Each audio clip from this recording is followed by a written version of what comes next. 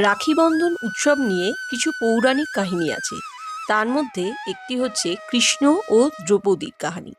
মহাভারতে আছে একটি যুদ্ধে কৃষ্ণের কবজিতে আঘাত লেগে রক্তপাত শুরু হলে পাণ্ডবদের স্ত্রী দ্রৌপদী তার শাড়ির আঁচল খানিকটা ছিঁড়ে কৃষ্ণের হাতে বেঁধে দেন। এতে কৃষ্ণ অভিভূত হয়ে যান।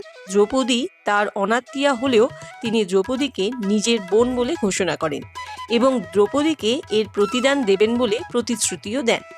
বহু বছর পরে পাশা খেলায় কৌরবরা দ্রৌপদীকে অপমান করে তার বস্ত্রহরণ করতে গেলে কৃষ্ণ দ্রৌপদীর সম্মান রক্ষা করে সেই প্রতিদান দেন। এভাবেই রাখি বন্ধনের প্রচলন হয়।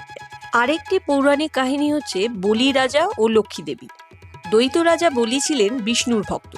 বিষ্ণু বৈকুণ্ঠ ছেড়ে বলির রাজ্য রক্ষা করতে চলে এসেছিলেন। বিষ্ণুর স্ত্রী লক্ষ্মী স্বামীকে ফিরে পাওয়ার জন্য এক সাধারণ মেয়ের ছদ্মবেশে বলিরাজের কাছে আসেন। লক্ষ্মী বলিকে বলে তার স্বামী নিরুদ্দেশ, যতদিন না স্বামী ফিরে আসেন ততদিন যেন বলি তাকে আশ্রয় দেন। বলি রাজা ছদ্মবেশী লক্ষ্মীকে আশ্রয় দিতে রাজি হন। শ্রাবণ পূর্ণিমা উপলক্ষে লক্ষ্মী বলিরাজের হাতে একটি রাখি বেঁধে দেন।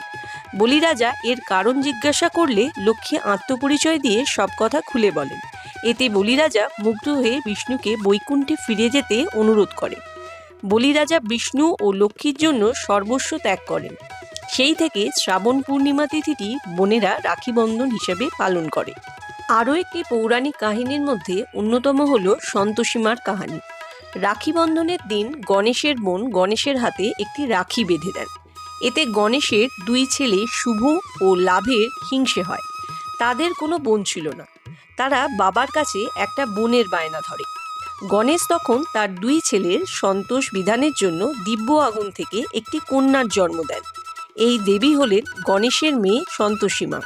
সন্তোষীমা শুভ ও লাভের হাতে রাখি বেঁধে দেন। এর থেকেই শুরু হয় রাখি বন্ধন উৎসব। এই ধরনের আরও গল্প জানতে হলে যুক্ত থাকুন মানিটেল চ্যানেলের সাথে। নমস্কার।